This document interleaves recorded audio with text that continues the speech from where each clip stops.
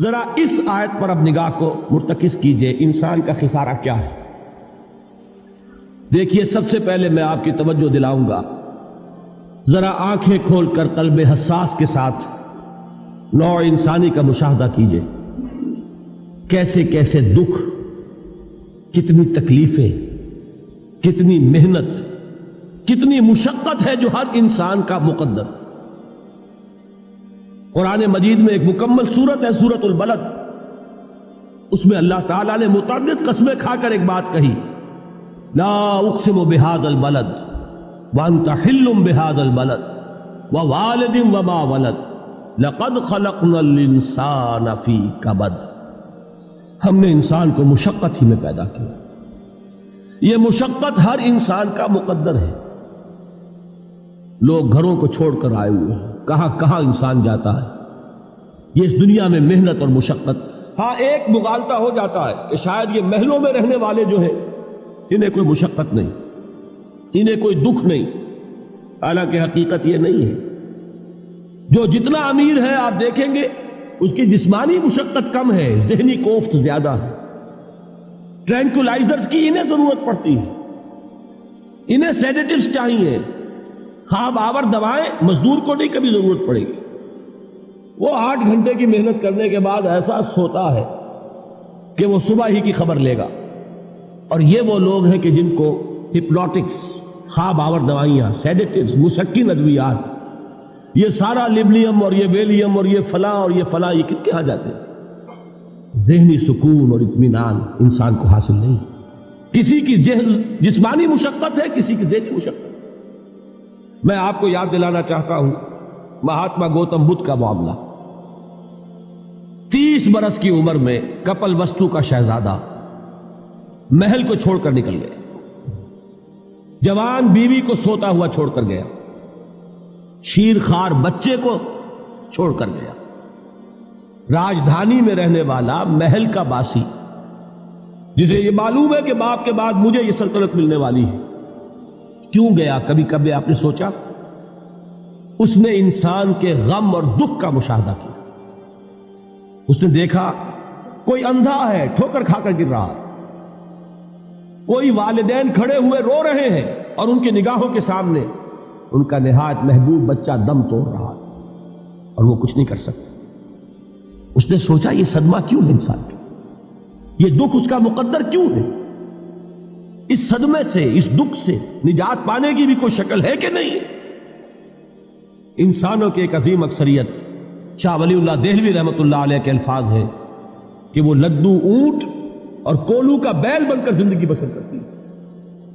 جو 8 گھنٹے تک اینٹیں ڈھو رہا ہو، اس شخص کا تصور کیجیے، وہ واقعی انسان ہے یا حیوان بن گیا ہے؟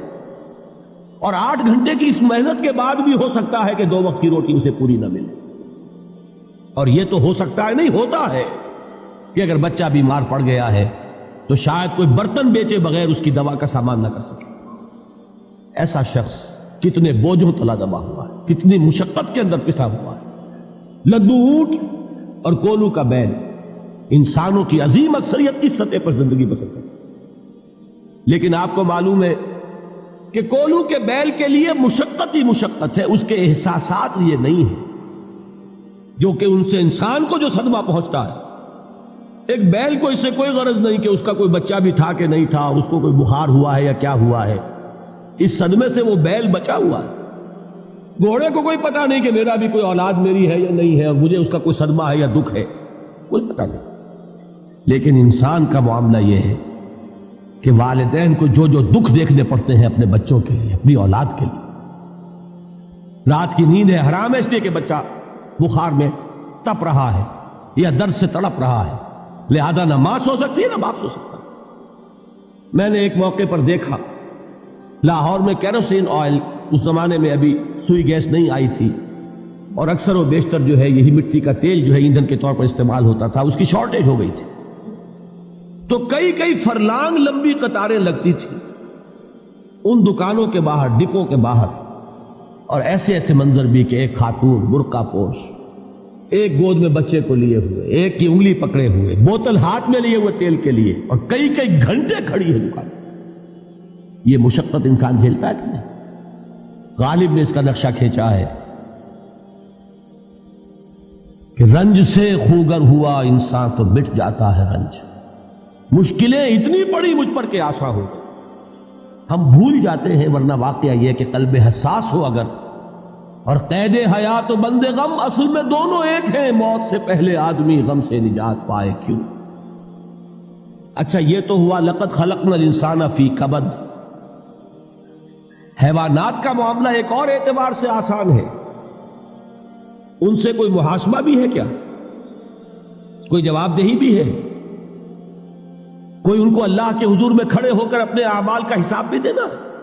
نہیں. انسان کی یہ ٹریجڈی ہے، یہ المیہ ہے انسان. اس کو بھی قرآن مجید کی ایک سورت میں قسمیں کھا کر اذا السماء انشقت، اس کے بعد کیا فرمایا؟ یا ایھا الانسان انک کادح الی ربک کدحا فملاقیہ. اے انسان، تیرا المیہ، تیری ٹریجڈی اس سے کہیں بڑھ کر ہے. تجھے صدمے پر صدمے جھیلتے ہوئے، مشقت پر مشقت برداشت کرتے ہوئے ایک روز اپنے رب کے حضور میں بھی کھڑا ہوگا، جواب دہی بھی کرنی. اس دن کے حساب سے، اس دن کے احساس سے جو بڑے بڑے ہماری امت کے عظیم جو گلے سرسبد ہیں، ان کا یہ حال آپ نے پڑھا ہوگا. حضرت ابوبکر صدیق رضی اللہ تعالی عنہ وہ ایک عجیب کیف کے عالم میں فرمایا کرتے تھے، کاش میں درختوں پر چہچہاتی ہوئی چڑیا ہوتا جس سے حساب کتاب نہیں ہوگا. کاش کہ میں گھاس کا تنکا ہوتا جو آج ہے اور کل آگ میں جلا دیا جاتا، ختم ہو جاتا، اس سے محاسبہ کوئی نہیں. وہ جس کے احساس سے کہ حضرت عمر جو ہے اپنے انتقال کے وقت سخت بے چین تھے. ان کے بیٹے حضرت عبداللہ ابن عمر رضی اللہ تعالی عنہما نے ان کا سر جو ہے وہ اپنے زانوں پر رکھ لیا تو کہا نیچے ڈال دو. ایک عجیب بے کلی اور بے چینی. انہوں نے کہا ابا جان آپ کیوں پریشان ہیں؟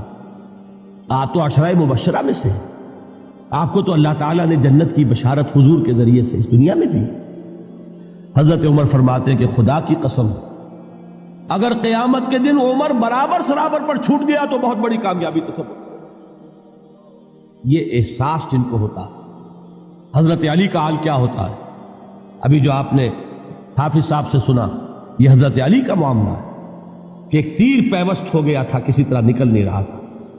حضرت علی نے فرمایا کہ اچھا چھوڑو مجھے، میں نماز کی نیت باندھتا ہوں. نماز کی نیت پڑھتے تھے تو لرزتے تھے، کانپتے تھے. کس کے سامنے کھڑا ہوں اور کس کے سامنے مجھے ایک دن جواب دہی کے لیے کھڑا ہونا ہوگا. لن تزولا قدم ابن آدم، حضور نے خبر دی ہے ابن آدم کے قدم ہل نہیں سکیں گے. جیسے مجرم کھڑا ہوتا ہے کٹہرے کے اندر، اس کٹہرے میں سے ہل نہیں سکو گے حتی یسأل عن خمس، جب تک کہ 5 چیزوں کا حساب نہ لے لیا جائے. وہ 5 چیزیں کیا ہے؟ کان کھول کر سنیے. عن عمرہ فیما افناہ، عمر کا حساب دو. یہ 80 برس اور 70 برس ہم نے تمہیں دنیا میں دیے، کہاں ضائع کیے؟ وعن شبابہ فیما ابلاہ، اور خاص طور پر جوانی کا دور، امنگوں کے دن، ولولے ہوتے ہیں، قوت ہوتی ہے، توانائی ہوتی ہے، آدمی چلتے ہوئے زمین پر پاؤں مارتا ہے، قوت جو ہے وہ اپنا اظہار چاہتی ہے. یہ جوانی کہاں گلائی؟ حساب دو، ایک ایک لمحے کا حساب دو. وَعَن مَالِهِ مِنْ أَيْنَ اكْتَسَبَهُ وَفِيمَا أَنْفَقَهُ، ایک ایک پائی کا حساب دو. مال کا کہاں سے کمایا تھا، حلال سے کہ حرام سے، اور کہاں خرچ کیا تھا، گل چھروں میں، عیاشیوں میں، یا نیکی کے کاموں میں، ادائے حقوق اللہ کے دین کے لیے. 4 سوال ہو گئے. 2 زندگی کے بارے میں، ایک زندگی پوری بحیثیت مجموعی کہاں کس کام میں لگائی، اور خاص طور پر شباب کا دور کہاں لگایا.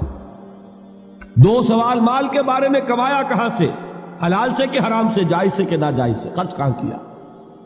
اور آخری سوال وعما عمل فیما علم، جو علم حاصل کیا تھا اس میں عمل کتنا کیا. علم کے انبار لگاتے چلے گئے اور عمل کے آغاز کی بھی نوبت نہ آئی.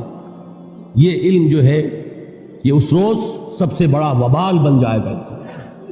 اتنا علم اور عمل کچھ نہیں، بجائے کہ کریڈٹ کا ذریعہ بنے یہ الٹا ڈیبٹ کا کھاتہ بن جائے.